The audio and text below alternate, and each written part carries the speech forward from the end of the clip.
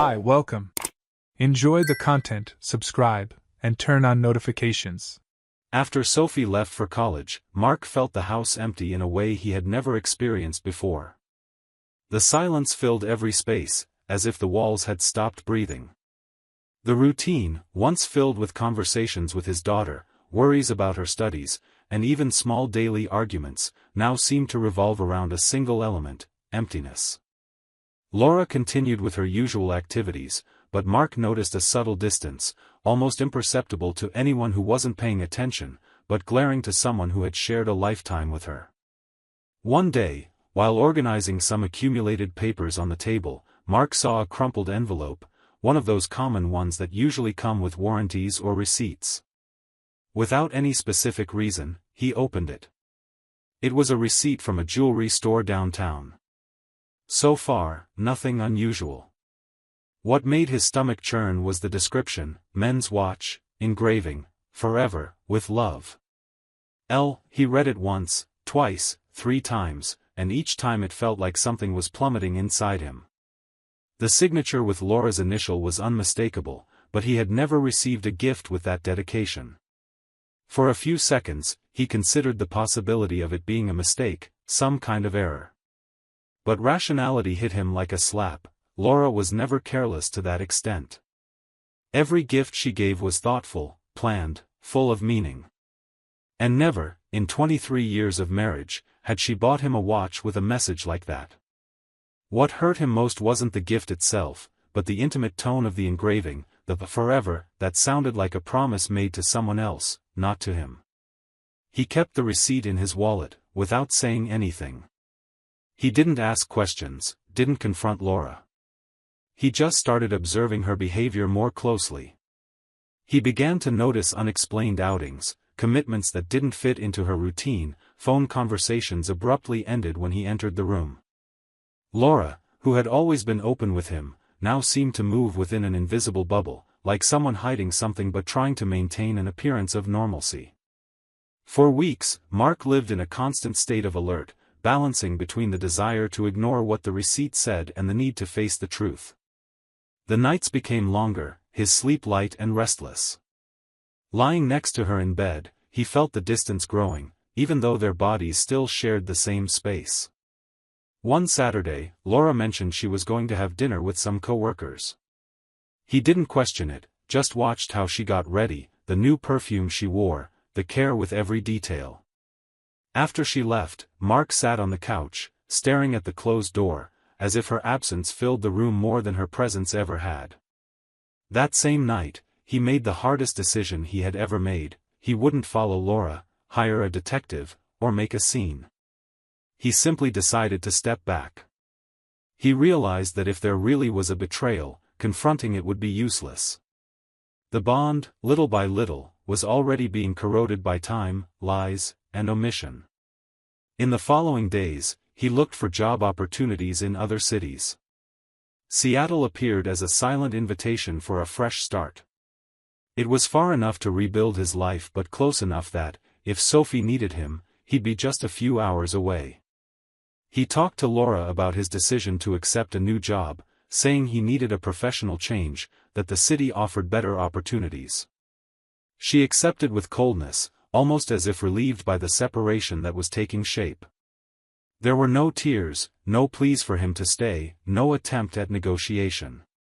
The divorce proceeded with the same coldness. Mark offered fair terms, insisted on dividing what they had built together, even though he knew part of it now carried a bitter taste. Laura signed the papers without contesting, though at times she showed signs of hesitation, as if she wanted to avoid the end but didn't have the strength to fight for it. When he left the house where he had lived for years, Mark looked back only once. Not to see Laura, who wasn't even there, but to etch into his memory that the place, with all its good and bad memories, was no longer part of who he was. And then, without saying a word, he left, taking with him only the essentials, some clothes, documents, and the jewelry receipt, tucked between the pages of a book, as a silent reminder of everything that had happened and the man he decided to become from then on. The move to Seattle brought Mark a quiet and necessary routine. The new apartment, still lacking many things, seemed to reflect what he felt inside, empty spaces, but at the same time an opportunity to start over. The divorce process was moving quickly. He handled the legal matters, spoke with lawyers, dealt with paperwork, and whenever possible, avoided thinking too much about what he had left behind. Not because he wanted to forget, but because he didn't want to remain stuck on something he couldn't change. Days later, he received a call from the lawyer's office informing him that Laura had already removed her belongings from the old house. Only a few boxes with miscellaneous items remained, things she hadn't cared about and had left in the garage storage. He asked them to send everything to his new address. The truck arrived one random morning, without special notice, with boxes stacked hastily. Mark signed for the delivery and spent the rest of the day organizing what he had received. They were ordinary things, old books, some clothes she had forgotten, documents mixed with seemingly random objects. When he opened the last box, he felt his heart race in a strange way. There, deep inside, was a small black velvet box, discreet, elegant. When he picked it up, he realized it wasn't any item of his or Laura's that he remembered. He opened it slowly, as if fearing what he might find, and there it was, the watch. The same one he had seen described on the receipt months earlier. At that moment, time seemed to stand still. Mark held the watch with both hands, feeling its weight, not just physical, but symbolic. He turned it over and there it was, engraved perfectly, the phrase that tore his soul apart, "Forever, with love." The same signature, the same message he had never received. Only now the object was there, materialized, clenched in the palm of his hand. Next to the watch, there were other things, a keychain with the initials, CS, a pair of men's glasses, and a crumpled photo of Laura smiling, hugging a man Mark had never met in person but had no doubt who it was, Charles. His face, half hidden by the embrace, revealed an intimacy that needed no explanation. Mark stood still, looking at all of it, and then closed his eyes for a few seconds. He didn't feel anger, nor the urge to break the watch or tear up the photo. Just a deep exhaustion, a weariness that seemed not only from that moment but from all the months he had lived in silence, carrying the weight of a suspicion that now had all the confirmation possible. Without overthinking it, he put the watch in his pocket, threw the velvet box in the trash, and placed the photo and Charles's other belongings in a bag that he left in the corner of the apartment. He didn't throw them away, but he didn't want to keep them close either. The watch, on the other hand, he decided to keep. Not as a trophy or a bitter memory, but as a tangible mark of everything he had overcome. In the following days, whenever he opened the drawer where he had stored the watch, he glanced at it quickly, without needing to touch it. It was as if that silent object had now become a kind of witness to his strength. He knew he could have told Laura that Charles's belongings had been left behind, could have mailed them or even confronted the two of them, but he chose the opposite path, to preserve his peace and move forward. He kept the watch the way one keeps a scar, not liking to look at it but also not wanting to erase it, because it tells a story that, though painful, is part of who he has become. Every time he saw the watch, he remembered not the betrayal but the choice he made, to start over. And that memory, as paradoxical as it was, strengthened him every day.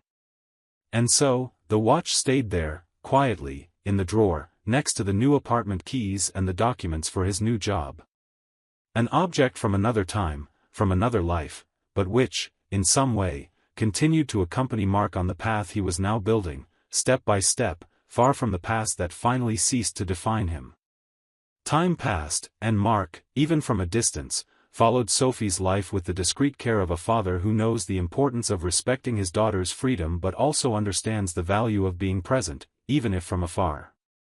Their phone conversations were frequent, full of details about her studies, plans for the future, and, to his delight, about the engagement she had just officially announced.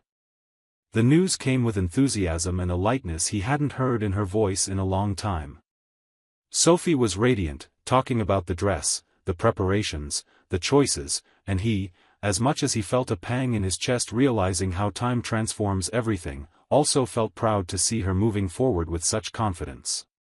Amid the preparations, the inevitable question arose about who would walk her down the aisle. Mark had always imagined it would be him, as part of a silent tradition most families follow, and Sophie, since childhood, had commented on this moment, idealizing the grand entrance, arm in arm with her father, in front of everyone. So, when he received a call from Sophie, a little more subdued than usual, he realized something was off. She began by saying there was a delicate situation involving Laura. Mark listened, breathing deeply, as Sophie explained that her mother had suggested she consider walking down the aisle accompanied by Charles. It sounded so absurd that, for a moment, Mark thought he had misunderstood, but Sophie repeated, detailing that Laura believed Charles would be the most appropriate person for the occasion. Mark remained silent, allowing his daughter to vent, realizing how much that outrageous proposal had hurt her. Sophie said that when she heard this from her mother, she was stunned, as if all her certainties about family and the roles each person played were undone in a second. She recounted that Laura tried to justify, saying that Charles was an important figure and that it would be a way of showing how families can come together again. But for Sophie, the idea felt like an insult, a desperate attempt to erase the role of her own father in one of the most important moments of her life. Mark listened to everything, his heart heavy, but without interrupting. Sophie then said that after hearing her mother's proposal, she did something she never imagined. She threatened to cancel Laura and Charles's participation in the ceremony if they insisted on that idea. She told her, in no uncertain terms, that the man who would walk her down the aisle would be Mark, the father who had always been present, even when physically distant, the man who never needed grand gestures to prove his love. As she recounted the conversation, Mark felt a mix of pain and pride. Pain at the realization that Laura was still trying to rewrite the family story, imposing Charles's presence even in that symbolic space, but immense pride in Sophie's firmness, in the clarity with which she defended the right to be escorted by the person who had always protected her. Sophie also told him that Laura, upon hearing her response, was speechless, tried to argue, but quickly realized that her daughter wouldn't budge. And so, without further confrontation, Laura backed down, understanding, even reluctantly, that this moment wasn't about her or Charles, but about Sophie and the bond she maintained with her father. At the end of the call, Sophie made sure to tell Mark that this decision was one of the most important of her life and that she wanted him to know about it before anyone else. Mark sat silently for a moment, holding back his emotions, and then simply said that he loved her, that he respected and admired her courage. He hung up the phone and sat for a long time, reflecting on everything they had been through, on how life, unpredictable as it unfolds, still finds ways to reaffirm what is true. He realized that, in that moment, he had received one of the greatest demonstrations of love and loyalty a father could have. And he understood that, more than the ceremony itself, what mattered was Sophie's gesture, her conscious choice to keep her father by her side, as it had always been, as it should always be. On the wedding day, Mark woke up early, earlier than usual, even without setting an alarm. It was as if his body knew this would be a day too important to risk losing to chance. He showered, carefully dressed in the suit he had chosen weeks earlier, and when he finished adjusting his tie, he opened the dresser drawer with a firm gesture. He took out the watch he had kept since moving to Seattle. The same watch that, for months, had been forgotten among papers and untouched objects, but that now made sense to bring along. He fastened it around his wrist with the calmness of someone who finally understands that some pains don't heal with time but transform into marks that tell a story. Looking at his reflection in the mirror, he saw a different man from the one who, months earlier, had left everything behind. It wasn't just his appearance, but the way he now carried the past, not as a burden, but as an element of his journey. He took a deep breath, grabbed his keys, and left. On the way to the ceremony venue, each thought organized itself with surprising clarity. He recalled the moment Sophie called to tell him about Laura's attempt, the firmness with which she stood her ground, the choice she made without hesitation. This thought, more than any other, made Mark smile, a discreet but sincere smile of someone who recognizes the value of raising a daughter with integrity, who knows who she is and what she wants. When he arrived at the hall, he saw Sophie in the distance, amidst floral arrangements, photographers, and guests arriving gradually. She approached, beautiful, dressed in white, with that look that had always moved him since she was little. Without saying a word, they embraced, and in that hug was contained the entire history they had lived up to that point, all the scars, all the overcoming. Laura, standing farther away, observed the scene without approaching. Mark noticed but preferred not to look in her direction. He knew Laura would try, in some way, to keep up appearances, smile for the guests, greet whoever approached, but he also knew that inside, she carried the frustration of having lost control of that narrative, of failing in her attempt to replace his role in Sophie's life. When it was time to enter the ceremony, Mark offered his arm to his daughter. She accepted with an emotional smile, and together, they began walking down the central aisle. He kept his gaze firmly ahead but, discreetly, raised his wrist to adjust the watch, a silent gesture, almost imperceptible to the guests but loaded with meaning for himself. That was the same object that symbolized the betrayal Laura had tried to hide, but now it was exposed, on display, as a mark of victory, not over her, but over the past that had wounded him and that today no longer had the power to knock him down. Each step alongside Sophie seemed to untangle, one by one, the knots that time had tied in his throat. The weight he had carried for months was replaced by a lightness hard to describe, as if, during that walk, he reaffirmed the choice he had made when he decided to leave, the choice for peace, dignity, and rebuilding. When they reached the altar, Sophie released his arm and turned to her groom. Mark stepped back and sat among the guests, breathing with relief but also with immense pride. At no point did he look in Laura's direction, not because he wanted to ignore her, but because he had overcome the need to validate anything that came from her. After the ceremony, as everyone gathered for photos, greetings, and the party, Mark remained more reserved, watching Sophie and her husband, chatting with some relatives and friends, receiving discreet compliments for the beautiful ceremony and the wonderful daughter he had raised. At one point, while walking toward the garden, he saw Laura approaching. She hesitated, stopping a few meters away, as if she wanted to say something, but upon noticing that Mark kept walking, she turned and blended into the crowd of guests. Mark continued walking, without looking back, without the need to hear explanations or justifications that had already lost their meaning. While Mark was chatting with some guests near the dessert table, he slightly adjusted his jacket sleeve and, without realizing it, let the watch show. Laura, observing the scene from a short distance, fixed her gaze on the object for a few seconds. She immediately recognized the shine of the metal, the unmistakable design, and, above all, she knew exactly what was engraved there, even though she couldn't see the inscription from where she stood. Her chest tightened with a mix of surprise and discomfort, but instead of approaching or saying anything, she looked away, took a deep breath, and chose to disappear among the other guests, pretending she hadn't seen it, like someone trying to bury, once again, the poorly made choices that now silently materialized before her. Later, as the music played and the guests danced, Mark stepped aside for a moment and sat on a bench, looking at the watch. He ran his hand over it, feeling the cold metal against his skin, and smiled faintly. He thought about how that object, which had once been a symbol of pain, was now just a silent reminder of overcoming, of strength, and of how, in the end, whoever chooses to maintain their dignity always wins, even if in silence, even without applause. The wedding continued lively, with laughter, toasts, and celebrations. Mark participated, took pictures, danced with Sophie, and said goodbye at the right moment, giving her a tight hug and sincerely wishing happiness for the couple.